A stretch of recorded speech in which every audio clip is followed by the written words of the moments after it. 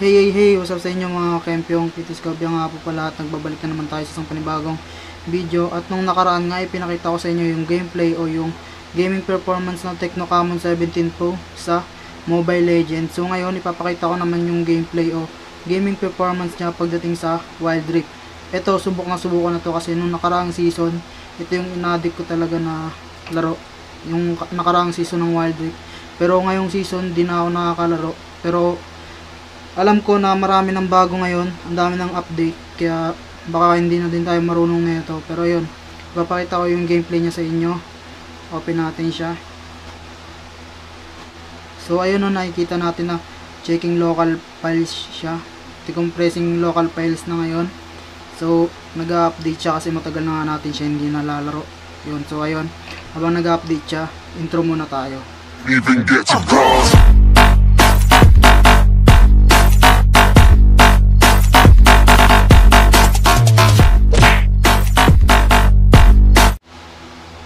So ayan guys, tapos na nga yung update at ito na yung Wild Rift natin. So papakita ko muna sa inyo yung setting natin. Makikita nyo dito sa graphics, naka 60 frame rate tayo, tapos graphics quality super high, effects quality high, tapos resolution naka high. Hinay natin lahat yan para dito sa video na to. Tapos papakita ko din sa inyo yung patunay na ito talaga yung nilaro ko nung last season. So ayan, Diamond 3 tayo. Isang panalo or dalawang panalo na lang ata yun. Diamond 2 na ako, pero nalustrik ako, bumagsak ako ng Emerald 1, kaya tinawad na akong laruin to. Pero ayun, para sa video nito ipapakita ko sa inyo yung gameplay ng Tecno Camon 17 Pro o gaming performance niya pagdating sa Wild Rift. Tapos ayan, start na tayo. So hindi rin tayo magra-rank dito, mag-PvP lang tayo kasi matagal na tayong walang practice at ang dami ng update ni Wild Rift. Hindi na natin alam yung mga rotation. So ayan, fine batch tayo. Wait natin magkaroon ng kalaban.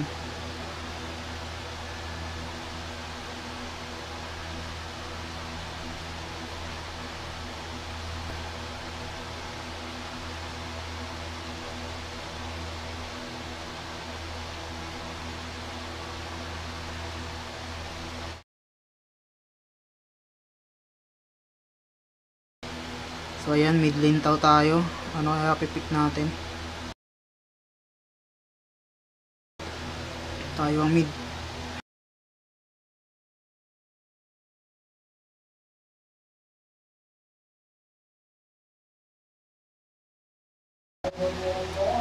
Hindi ko alam kung ano ipipick ko eh. Pero may Zed na kasi may assassin na. Bala ko sana mag-peace pero okay na yun. Mag-ano na lang tayo.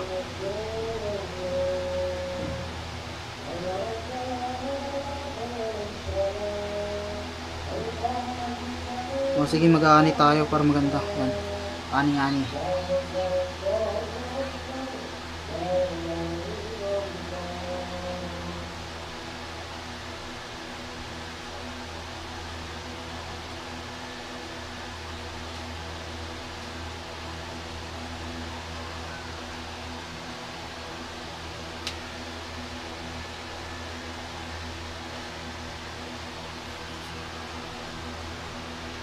So ano, start na.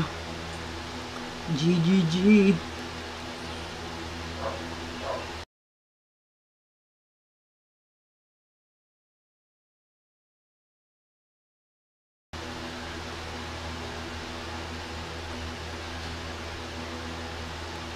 May bago pa lang ano.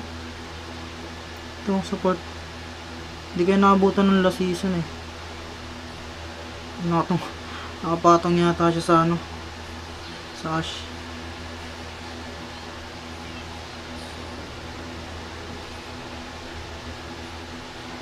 So ang kinagandahan dito sa Wild Rift is makikita mo kung nagpi-frame drop ka kasi ayun, meron ditong FPS.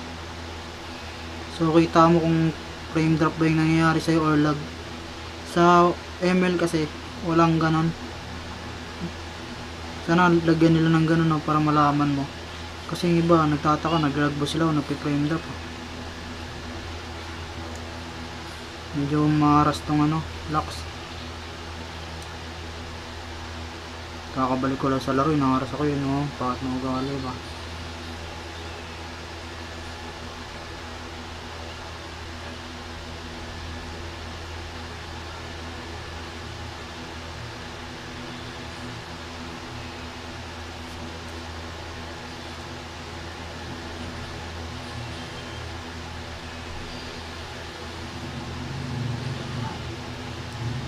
Kulit ka.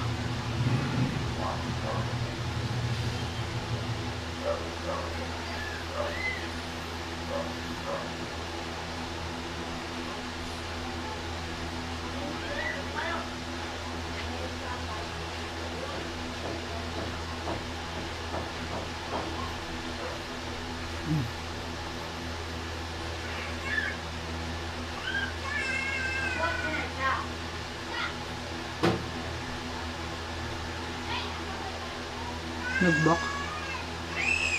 Nag-back ng locks.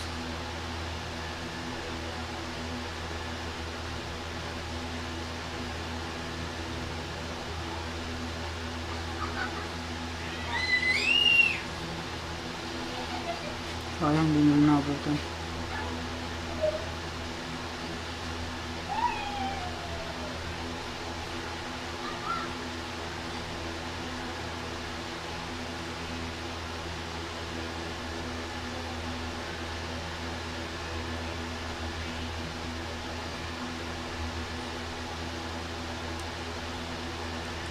Mano ka dito.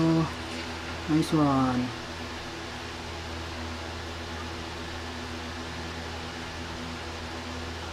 Papunta na dito yung ano nila. Mayari tayo. Back muna tayo. Kaya niya ba? Hindi niya kaya tol.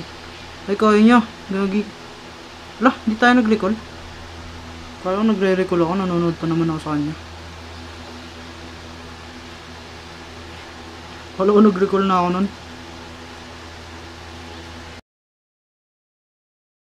Sayang oras. Nakikita ba ng malinaw? Saan nakikita ng malinaw? Ano?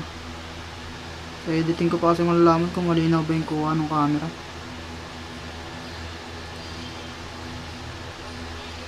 Aray ko. Nice. Nice.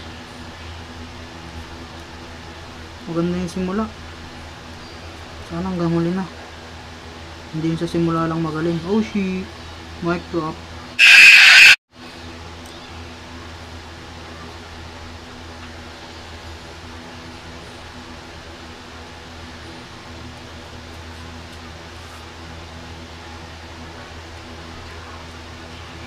Medyo mahirap pa rin maglaro pag nasa harap ng camera. Nakatagilid yung ulo mo. Aray, ano yan? Ano yan? Sino yan? Sino yan? Yung support nila. Help me. Help. Uy, yung ano.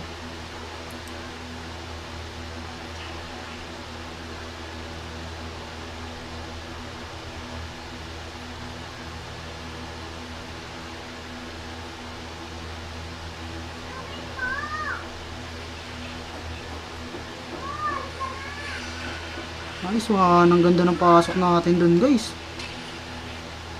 Dito na. Nice one. Ang ganda ng set natin dun. Nakikita naman. Kaya adik na adik din ako dito sa Wild Rift nung nakaraang season eh. Kasi ano eh. Solid talaga paglaruan ng Wild Rift nung ano. Tecno Camon 17 Pro.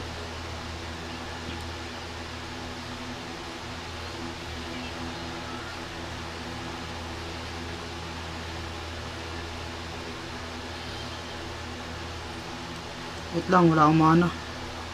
Pay muna tayo. Kita ba kita? Lapit natin konti. Ayan. Patay siya.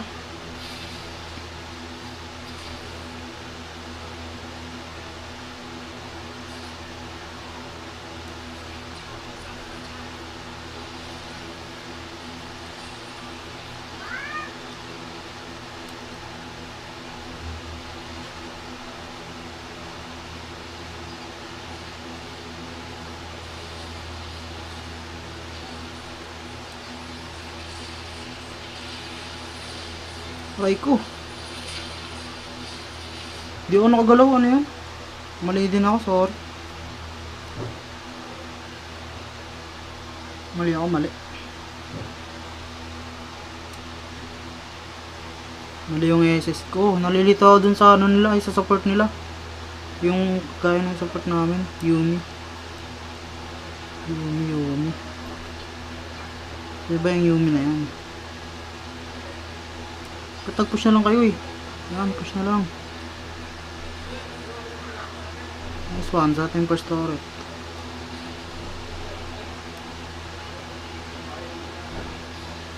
Para sa akin, nonsense yung pagkuha nyo ng RH kung hindi nyo makukuha yung first turret. Laking objectives din nun.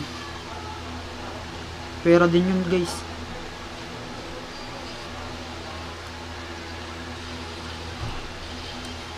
Diba? Tapos parang wala lang din ginawa yung ano nila. RH nila. Stock lang tayo per stock.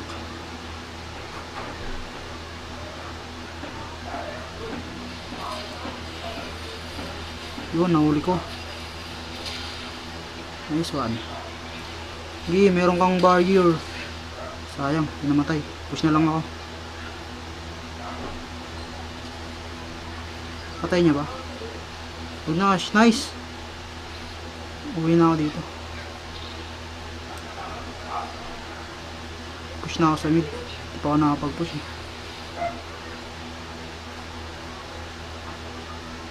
Sige, sa'yo na yan. Push muna tayo sa mid. Uy, grabe naman yan, Locks.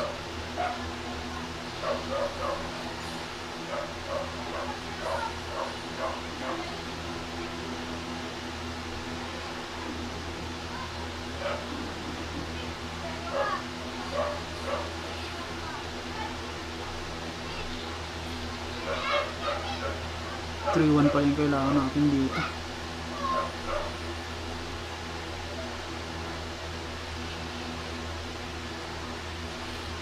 Hindi nila kaya yun top.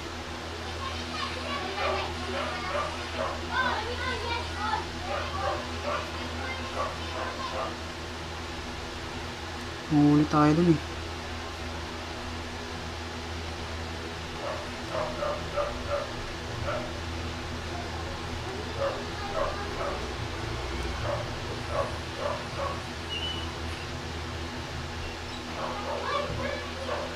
Nice.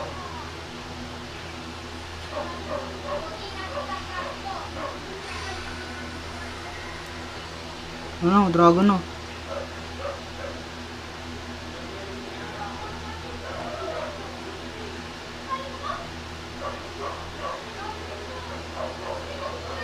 Dragon na mga tol.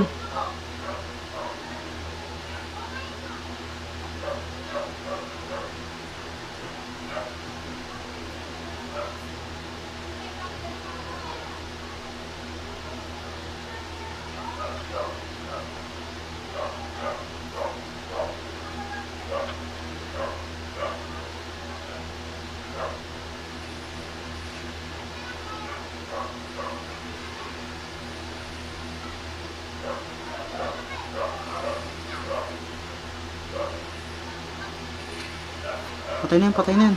Kaya nyo na yan.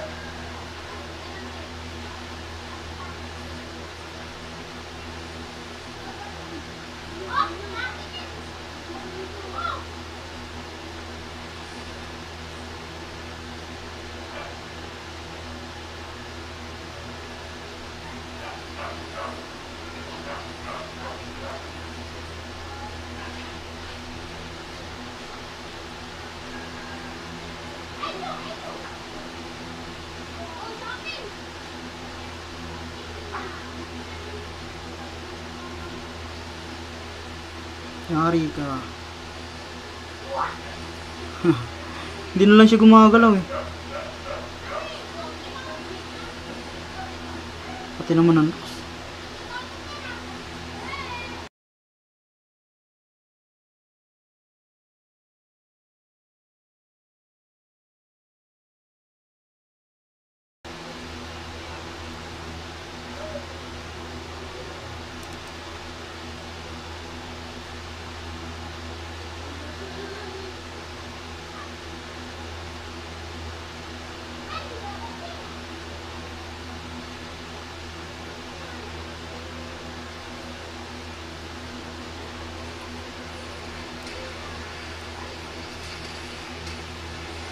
Huli.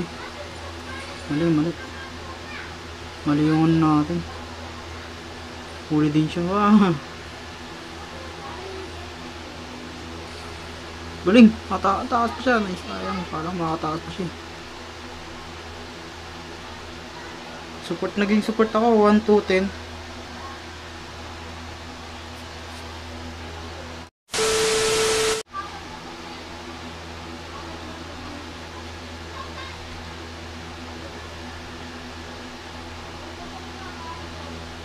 Tapusin na natin to bago malobat yung camera ko.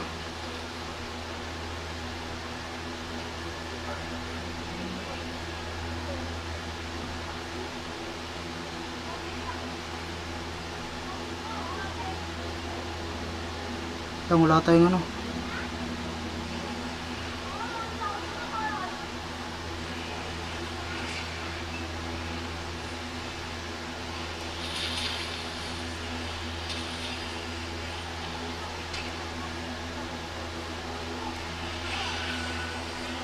Nice one.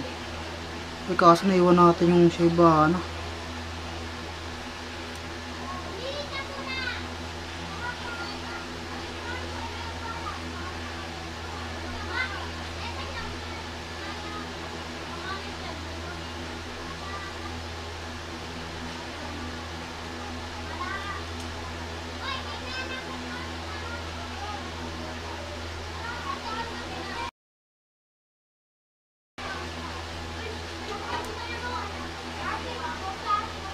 Ingat. Wala akong SS, 16 seconds.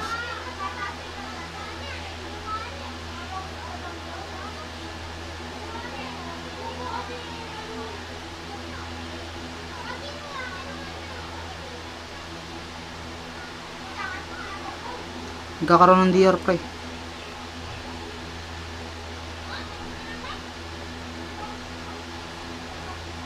Mga importanteng DR to pre. Oh.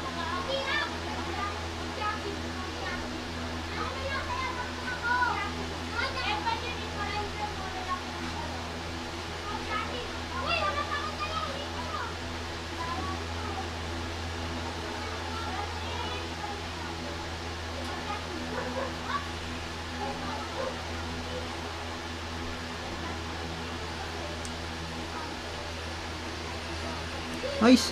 Kaso namatay tayo. Mali din ako ng SS. Nakuha namin DR. Pero panalo kami sa clash. Nice one. Panalo din kami sa clash. Mali ako ng SS.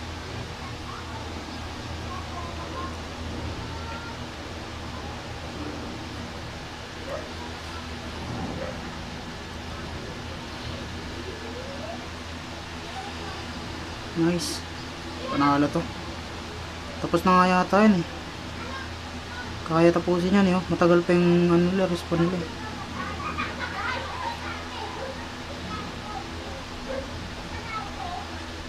End na. Ay hindi na nabuhay pa yung kalaban ba. Gara.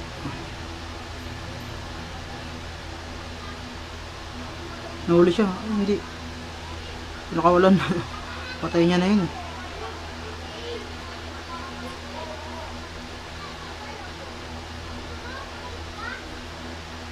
Tis na ano, lumamang na kami.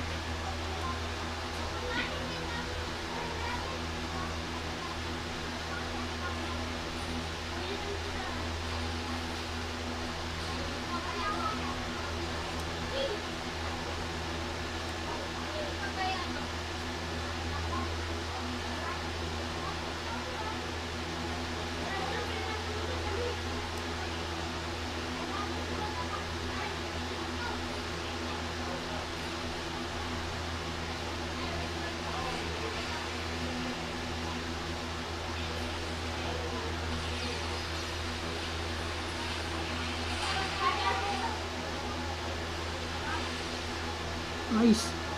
Hindi pa nga ako nag-SS nun eh.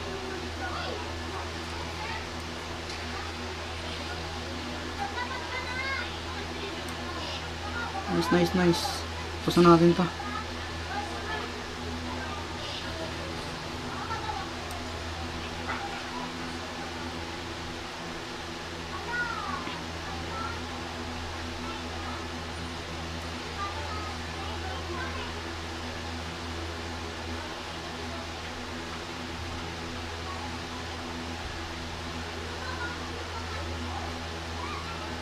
Yan, parang tapos na.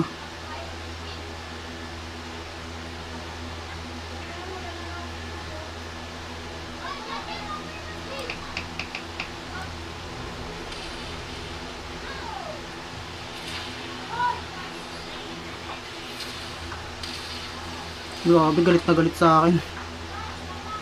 Galit na galit sa akin eh. Grabe din yung heal ng ano, bagong support. Kaso namatay pa rin yung ano.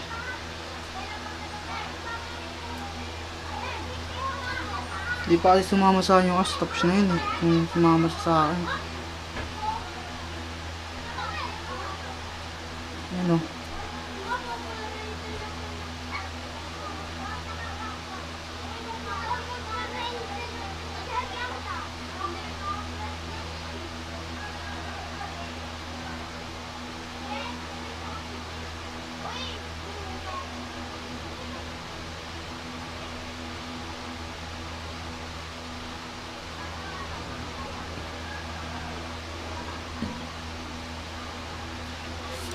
Malapit na malobat yung ating camera. Kailangan na natin tapusin to. Nagbiblink na yung camera natin.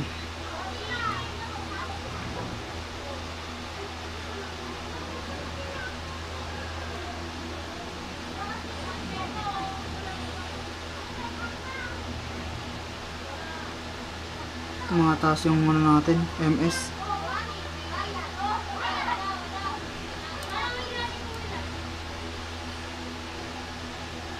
Nice one, nakuha pa namin.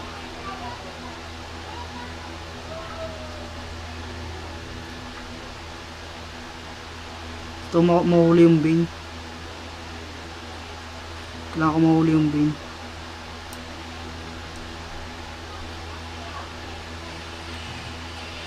Nice, patay yung Bane, diba? Nakati yung Bane nila eh. Kaya yung Bane lang yung inunan natin.